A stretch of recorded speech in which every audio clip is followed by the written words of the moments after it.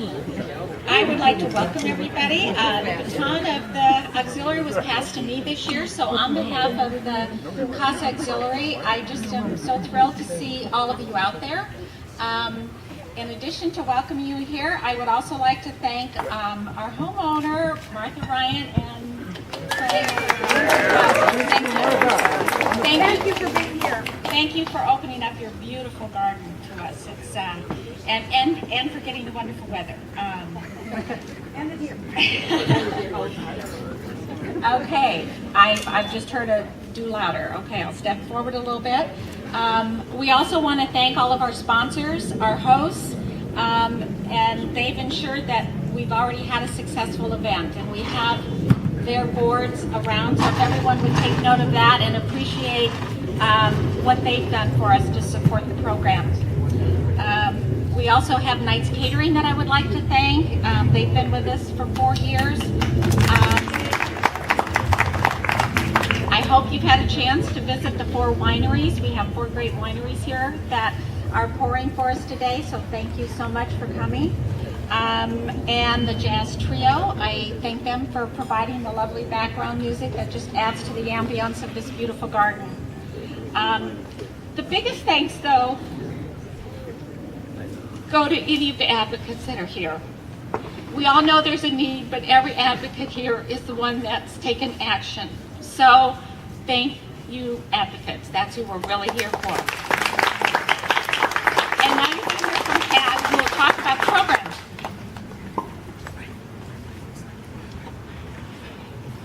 So we decided this year that we would keep the introductions really minimal so that the program, we could concentrate on the speakers. But I would like to just introduce a couple of folks. We have 2 judges at the juvenile court who make the decisions for our children. They're the ones that have to go home at night and try to sleep after they're making decisions about what's going to happen with these children. And we have Judge Elizabeth Lee. Are you here still? Where is she? There she is back there. We're very fortunate to have such a thoughtful, intelligent, caring, compassionate judge in our juvenile court. So really pleased to have her here. Also, we have one member of our Civic Engagement Committee who's here, Ron Galatolo, the Chancellor of our San Mateo County Community College District. So Ron, there you go. Thank you. I'm going to say just 1 minute of comments about the program because there's lots of materials over here at the Giving Tree. And also, we're not introducing our board, but they all have name tags that have board on it. The auxiliary members all have, they have flowers like this and they have name tags. Advocates are all identified also, so if you want to find out more about the program, please talk to people. And again, lots of materials over here that you can come and look at. But what I want to do is just very briefly tell you that what CASA does is it partners caring community volunteers like yourselves with children who are in the foster care system and teens, and they visit them weekly. They write reports for the court and try to help the judge make the best informed decisions that they can about what should happen with the children. And then they advocate in a lot of different arenas. It could be school, it could be about their home placement, a lot of behind the scenes work. And what they do specifically is just whatever the individual needs of that particular child or teen would be. So the advocates' work is as individual as the children themselves are. And what they're really trying to do is support their hopes and dreams. They're trying to help them have as normal a childhood as possible. They do a lot of work on academics. We're really trying to help our children thrive. So that's what CASAs do. And now, the best part of the program, I want to introduce you to 2 amazing people. So, Jay Sean Edison, who is an emancipated youth, and he's going to talk a little bit about his experience with CASA. And Tom Bauer, who is a CASA volunteer or an advocate and a donor. So, I'm going to turn it over first to Jay Sean.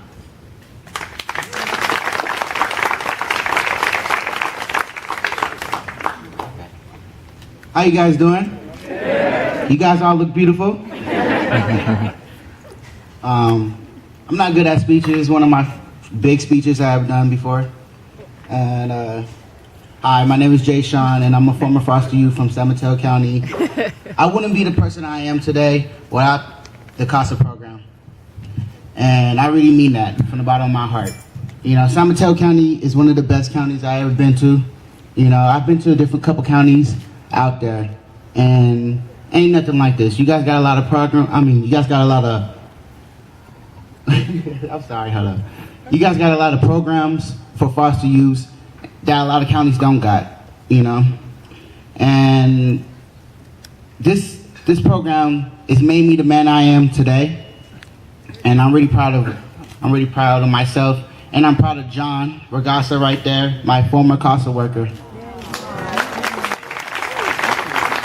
He has opened his heart and opened his family to me when I don't have any family, you know? And it means a lot to me, and from the bottom of my heart. I wish I would have met him a couple years earlier in my life. I'd probably be bigger and better than what I am right now, but I'm still proud of what I accomplished in my life. I'm proud of Pat, and I'm proud of everybody that has been supporting our program. I say our program because as a whole, we're all family, you know? And we all can make a difference in a foster youth's life. And I mean this from the bottom of my heart, you know? Not everybody could be a foster parent, but everybody can help a foster child, help a youth in need. And that's what we need right now. That's what we need now, you know? And I was gonna write a speech, but I'm just gonna freestyle this out, you know? And I'm not good at speeches, I'm gonna put my phone away. I just wanna talk about a little bit of my past. I met John Regasa when I was 16. You know, I wasn't doing the best. You know, my mama wasn't there, my dad wasn't there. You know, I was going to group home after group home, going to juvenile hall. Never had a job, no job experience in anything. But when I got part of the CASA program, something changed me, you know? It wasn't just John, it was everybody that was involved with the program that made me who I am today, you know? And I'm still striving to be a better person out there. And that's all I got right now, but all I really wanted to say is this is a great program, and thank you guys for being here.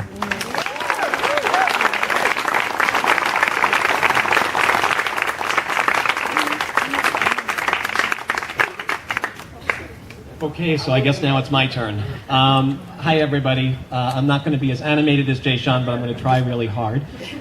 Jay Sean actually talked to my training class when I was through CASA training, so Jay Sean actually figures pretty prominently into what I'm doing with CASA. I think I want to start by telling everyone how I wound up being a part of CASA, since some of you here may be eventually CASAs yourselves.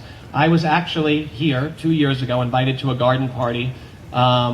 Wasn't a CASA, didn't know much about it, by one of CASA's angels. That's how I refer to them, Brigitte Greenstone. And in addition to being very beautiful, she's very, very influential and very persuasive. So invited me to one to come and take a look at it. And it was interesting, and we saw a lot of nice people. We saw a cause that was really important, but I walked out not really being sold. Brigitte continued to talk to me and say, "You'd make such a great advocate." I said, "Brigitte, I've got a busy job." I said, "I've got a partner that takes up a lot of time. We do pug rescue, we have 4. I'm like, I can't do this. This is just too much. I can't do it." And Brigitte said, "Tom, I know you would be great at this. Just come to a training class. Just sign up, do it." And I said, "Okay, fine. I'll go to the training class. We'll see what happens. You know, the worst that can happen is I get all this great education and I don't do anything with it. I'll go." So I went to the training class, and I spent the 6 weeks there. And what happened in those 6 weeks is I wound up being exposed to things that I never knew even existed in our county. You started to hear things, and you started to hear about kids that were actually in the community college system that I work at and what they had gone through. And it was unsettling. It kind of shook you up a little bit. And when you've lived a life that's sort of sheltered, you're like, oh my God, what is it that's actually happening out there? I got through the training, and I remember sitting down with Beth Nolan, who is my supervisor, and that's actually something that's actually kind of funny because Beth is kind of in charge, and you know that they picked me to supervise kind of either says something about me, her, or both. And she sat me down with 5 or 6 files. And I read the first one, and then I read the additional 4, And every time I read the second, third, fourth, or fifth, I went back to the first. And I tend to think that Beth and the folks at CASA actually really know what they're doing, because I think they put the one that they really want you to choose on top. And that is the child I chose. And I've been with my advocate child now for about 1.5 years. And for all of you that are wondering about CASA or wondering what it's like to be a CASA, I would encourage you to do the training and to actually do it. Just try it.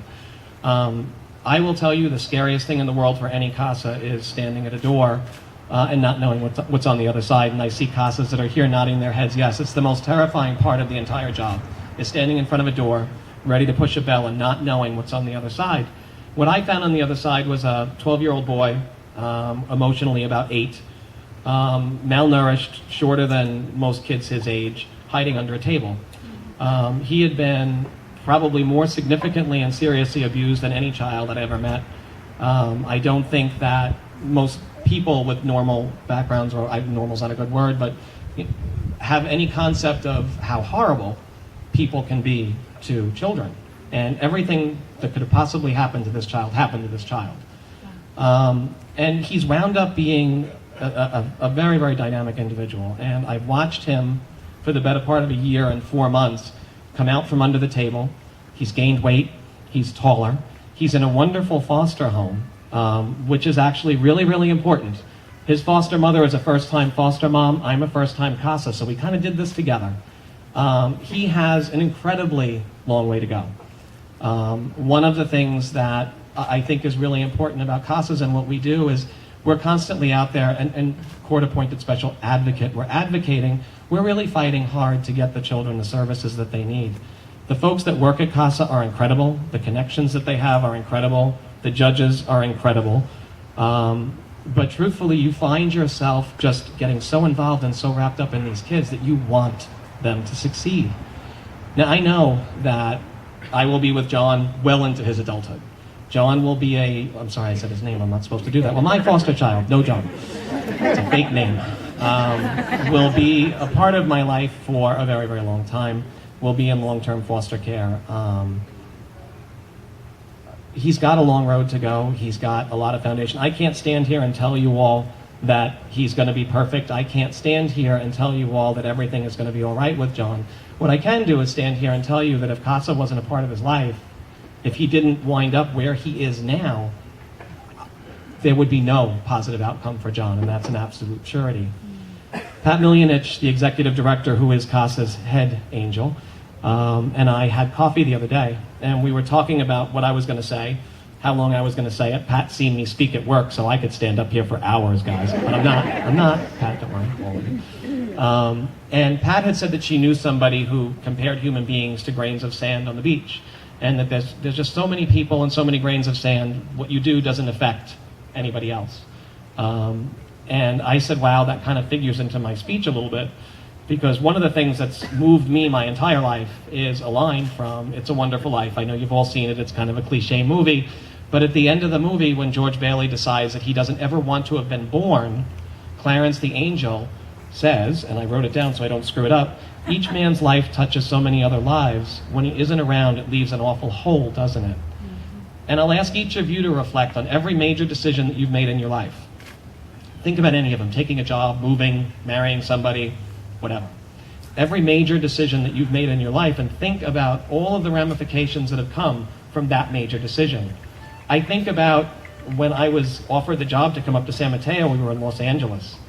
And if I hadn't taken that job, the entire life that we've built here, everything that's happened to us here, my relationship with John, my involvement with CASA would never have been. So every single decision, no matter how insignificant it seems to us, affects every other thing. And I really want you all to believe that and to hear that, because everything that you do here, you could be here buying wine, writing checks, possibly volunteering, becoming a CASA, being on the board, everything that you do will impact a child. I was trying to think about how I was going to close this, and I was actually watching the news this morning, and New Jersey Senate candidate Cory Booker was doing a speech, and I listened to the speech, and he closed it with "Hope still needs heroes." And it hit me, and I was like, wow, hope still needs heroes. That's actually a really catchy phrase. Let's think about that. Because what's the opposite of hope? The opposite of hope is despair. And a lot of the kids that come into the system, that is the way they come in. They've been dejected, left alone, coming from horrific circumstances, most of them. And CASA is what gives them hope. There are no greater heroes in this line of work than the folks that actually run CASA, Pat and the whole team there. There's no greater hero than that CASA that actually knocks on the front door and meets a child for the first time. They're heroes as well. But everyone here has the ability, if you're already not heroes, to be a hero in a child's life. You can do any part of this work that you feel comfortable with. You can talk to any one of us, because we'll all talk, because I could talk for days about my child. Days. And they all know this, which is why she's giving me the evil eye. Honestly and truly, we can all be heroes. So I would like to leave you all with that, is that hope still needs heroes, and you're here for that reason. So thank you guys all very much. We appreciate it. The giving tree is right here. Hold on, don't clap yet. You can clap at the end, though, I'll let you. The giving tree is here, and what I would hope to see, if I can use the word hope, is that there's nothing left on that tree that when we're done. Again, hope still needs heroes. Thanks, guys.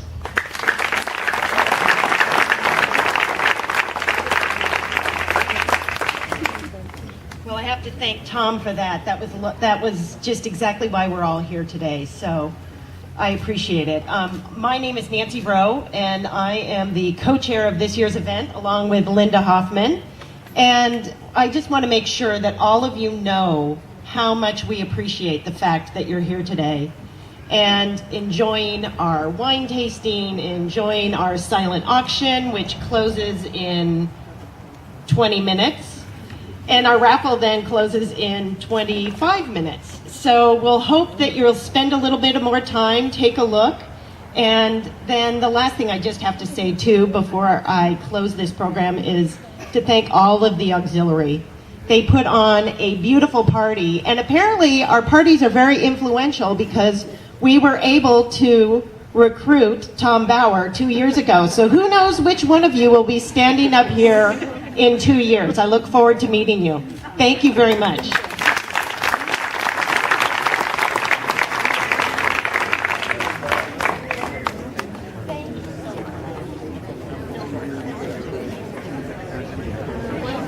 I can drink.